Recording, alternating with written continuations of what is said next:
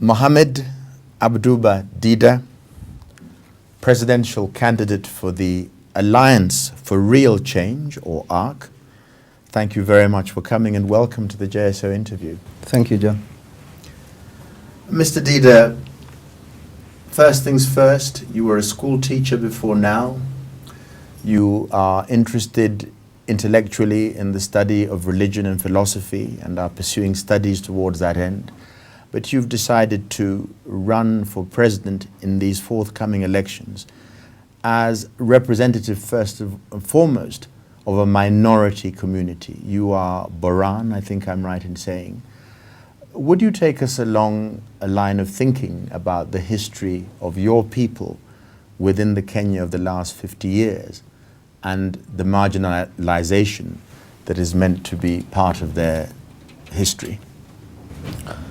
You know, humanity has it that there are some standards of a system of life that we need to live. But because of selfishness, since the history of humanity, then injustices were rampant. What they call marginalized communities, these are actually is a polite way of accepting injustice, that we have frustrated them, we have exploited them, we have neglected them, we don't care about them, in a polite way. So as much as listed communities are grouped or referred to as marginalized, 95% of Kenyans are marginalized economically. There's nothing they have. You could belong to a community that is not marginalized, is a larger community, but there's nothing they have. There's no difference between those referred to as marginalized and those not marginalized in terms of Well, the life. philosopher in you is making the empirical statement that, 95% of us Kenyans are marginalized through poverty. But I'm going back to your own origins. To what would you attribute the marginalization of the Boran? Why you? You see, man has developed a system of classifying his fellow man. Respect is in terms of riches. Respect is in terms of how far your community has gone in terms of acquiring what people have. So after the independence of Kenya, or when communities are struggling to fight the colonizers, my community was in the bush. But that's not, I think I'm right in saying that some of the first sort of political assassinations were directed at people from your community. Now, when you look at the research center, a report released by State House, various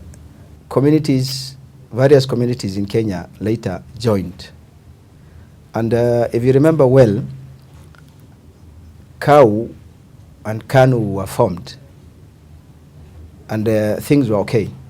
But what brought KADU was the conception by minor communities that now that we are attaining independence, we may be swallowed.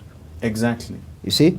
Now this is when the history of the minor communities realizing, this is when the brainstorming session started.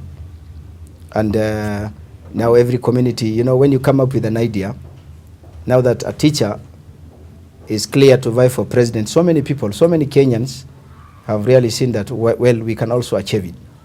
So when KADU was formed, with the intent that these larger communities may frustrate the minor communities, then it was an eye-opener for the other communities in Kenya, the Somali and all those in northern frontier part of Kenya included. And they started struggling for their rights. Historically, and there is that difference between Christianity and Islam and the Arabs coming and the missionaries coming. But I'm going to go back to forget religion for a while. Yeah. I think there's a Boran community that lives in Boran land, so to speak, and a significant community that lives in the capital city, Nairobi. There are those two communities. Why couldn't somebody emerge from the urban Boran before now to seek leadership? Why the marginalization up until this point? Conformity is a very serious problem.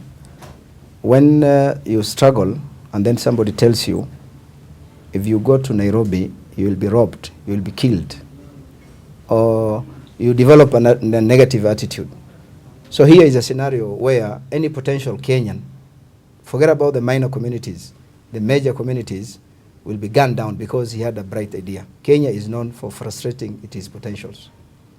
So anybody who had an idea will suggest it to the community members, the larger community, and will be told, you are young, don't frustrate yourself. Tom Mboya was gunned down, this has happened, so don't risk yourself. And by virtue of moving around with a bright idea, you may affect the larger community. We will be marked. You see, remember some times back, and during those regimes when they were ruling, if they wanted to rig an election or win, the provisional administration was under instruction. If you will not ensure that in your district, this party will win a lot of votes, then you are no longer a DC.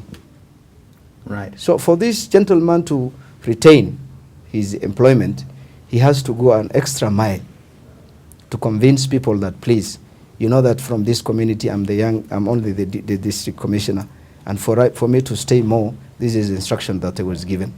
So there was that people conformed to the negative impressions that I try this, then your children will be orphaned. Right. Your wives will be widowed. So there is that fear, but they had it in mind. They were discussing. You will hear them whispering. Yes. That this is not right. Right. I'd like you to draw you rather on the question of religion. You are a Muslim. Do you think that Kenyans are ready for a Muslim president in the same way they might be ready for a woman president? Kenyans are ready for the development and overall development of humanity. I asked the question again. May I put the question to you again, rather more specifically? Humanity, we're all part of humanity. I'm asking, are Kenyans ready for a president who professes the Muslim religion? Very much, they are ready. Sometimes back, you provoke people. We were born in Kenya, we live in Kenya. You provoke people, you visit towns and you talk to people. You see that they are saying, so-and-so is a leader. He comes from a community. What have I benefited?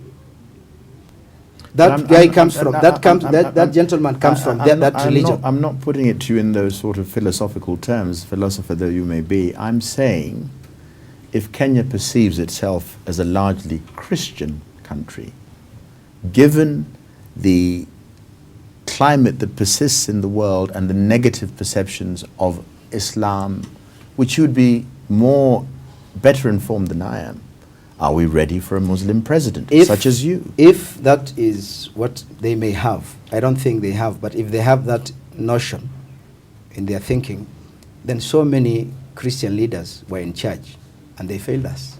So why not try a Muslim? And you think that the Kenyan populace is prepared to try a Muslim? They are prepared to try any sincere and honest leader. In the wake of incursions to go and sort out people like Al-Shabaab, Al-Qaeda, all this idea of revolutions, Islam taking over the world, Americans wary of such, do you think that Kenya as a great base for those interests would allow a Muslim president to be in a focal area such as Kenya? Are these issues that you've dealt with before you attempted to become president? Yeah. And your answer was? They are ready. The majority of Kenyans, most affected. As much as 5 years ago, you will have convinced somebody, you give me my vote, I give you money. But today is not an issue, that one is dead. You could talk of tribal lines, you could talk of religion, it is gone. Kenyans have had a lot of experience. And you see they are very sincere, patient and hardworking. If Kenyans have had the maturity to which you give them, has this maturity come about in 5 years? Because 5 years ago, Kenyans were quite prepared to kill each other and bring the country to the brink of utter destruction based on tribalism. You're saying 5 years later, the child who is 5 years after the post-election violence is now mature enough to have a minority leader from a minority religion. I think you're deluding yourself. When you talk of Kenya and what is happening, you need to categorize people. We have 90% normal, prudent, rational, sincere Kenyans. And we have 5% of leaders who want to achieve their ends by any means. And we have the youth who have actually lost self-control. So if you see a bunch of youth paid to go and burn tires in the street, you should not conclude that Kenyans have burnt their tires. No, so many people are very sincere condemning what is happening. If you go, we are talking of the lady very early in the morning walking her son or daughter to school. It is very cold. She cannot really, she doesn't have that money for the transport with her son. Her hope is in this young child, and it is very chill, it is very cold. She's walking to school. Lunchtime, she will take lunch to school because she cannot pay for the meals provided in the school. We are talking of that gentleman who struggles. He is pushing the mkokoteni, the cart, twice higher than him. When he pushes and he sees that this is a difficult responsibility, he cannot deliver it, and he stops, he remembers his wife seated and the children at home without nothing. Then he says, I must go through these difficulties to get 20 shillings.